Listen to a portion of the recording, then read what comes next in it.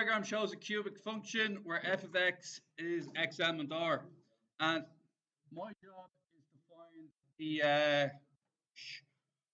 is to find the equation of said function. Now what I'm going to do is going to write down the roots.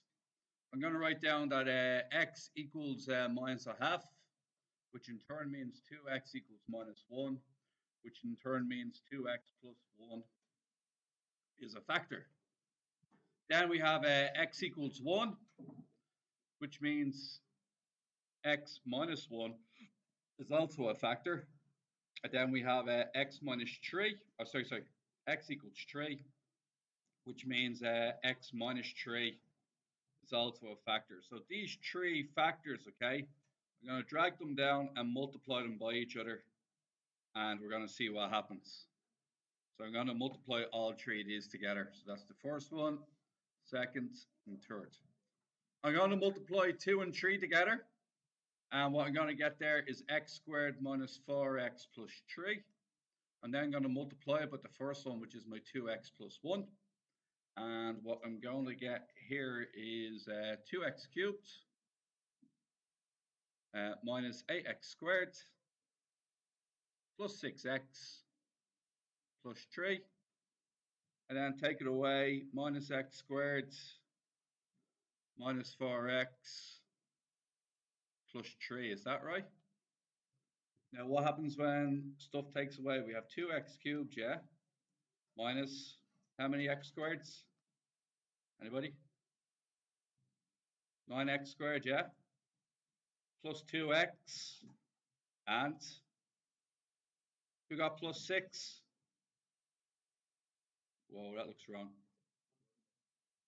What? Which one's a plus x squared? Oh, that should be plus x squared. Shh. Give me a sec. 2x squared, 8x squared, 6x. Oh, that 3 is wrong. That shouldn't be a 3. Shouldn't be a 3 there. So that's plus 1x squared minus 4x plus 3. Okay, so that is not, it's 7x squared, is it? And a 3 at the end. Who got that? Now, you have to check whether this is right or wrong. So what I could do is I could test, I could just put in. So I'm going to go for table function. I'm going to put all this in 2x cubed minus 7x squared plus 2x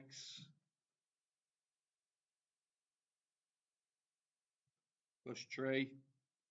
I'll start at like, what does my graph start at? Starts at minus 1 and goes up to 4. So I'll do minus 1 to 4. Start at minus 1, end at 4, step of 1. Let's see if it matches it. Minus 1 minus 9 is correct. 0, 3 is correct. 1, 0 is correct. Yeah, that works perfectly, doesn't it? There's actually nothing wrong with that. Yeah. And what's 2? 2 and minus 5? Yeah, that formula checks out. It works perfectly. We all okay with that? Now part B. On the diagram, draw the graph of the function 2 take away f of x. So guys, the number 2 take away f of x. Well, that's handy. Do you know why? I pretty much have this already.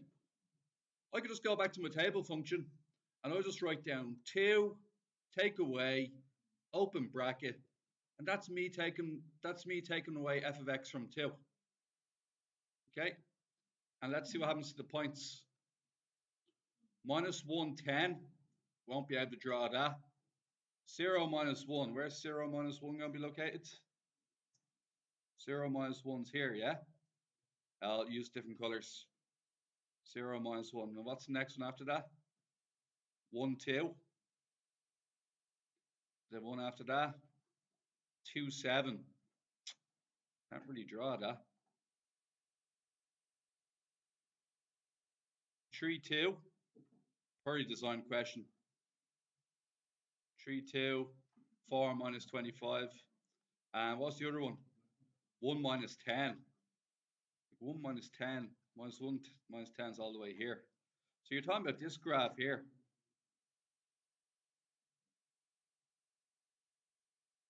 Oh, really? Something's up. Doesn't look right. 0, minus 1, 1, 2, 2, 7.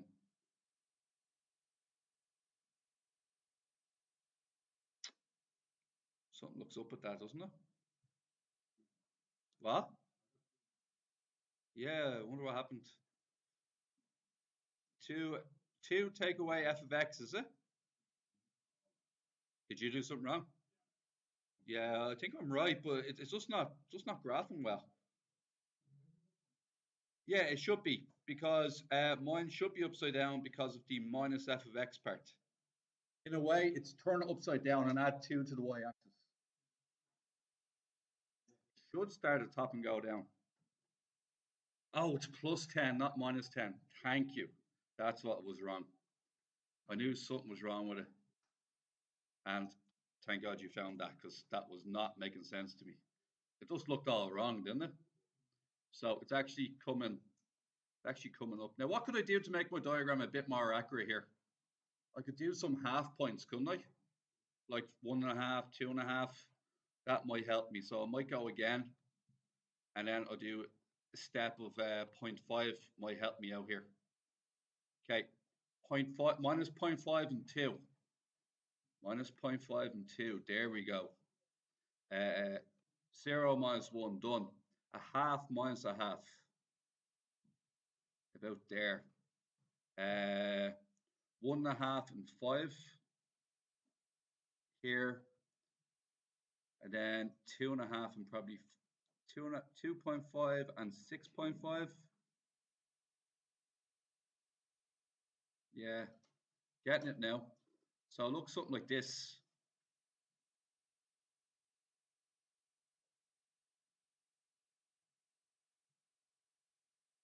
Ah, sorry, that last bit.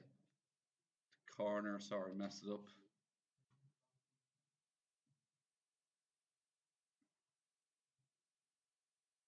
Three and a half and minus 8.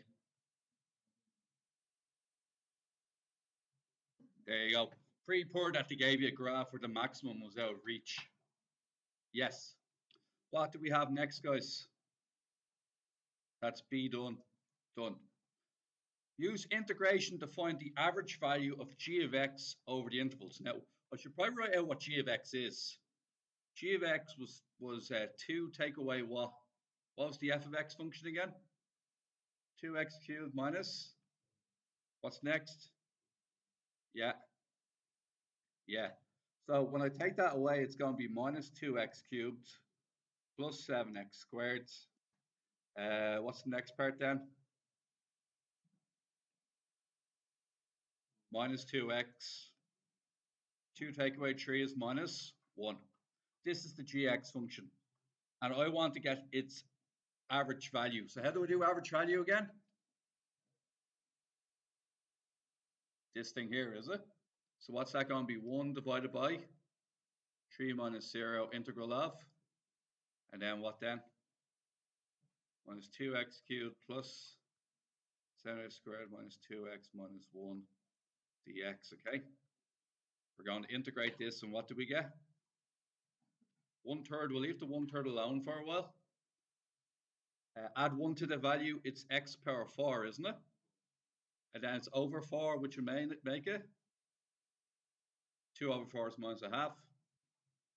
Add 1 to the power, it's 3.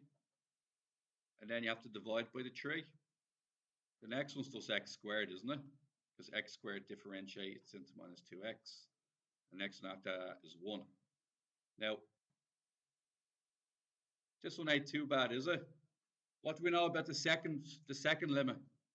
What does 0 do to each and every one of them? Turns it to 0, so I'm not too worried about that one. But I would want to do that using the calculator. So x to the power 4 is 81. So it's minus 81 over 2. Plus 7 over 3. 3 to the power 3. And then what's it then? Minus x squared, so minus 9 and minus 3. And we get a value of 21 over 2 or 10.5. But that's not the full answer, is it? Because what happens to the 1/3? It multiplies by the 10.5. So divide that by 3. We got an answer of 7 over 2 or 3.5.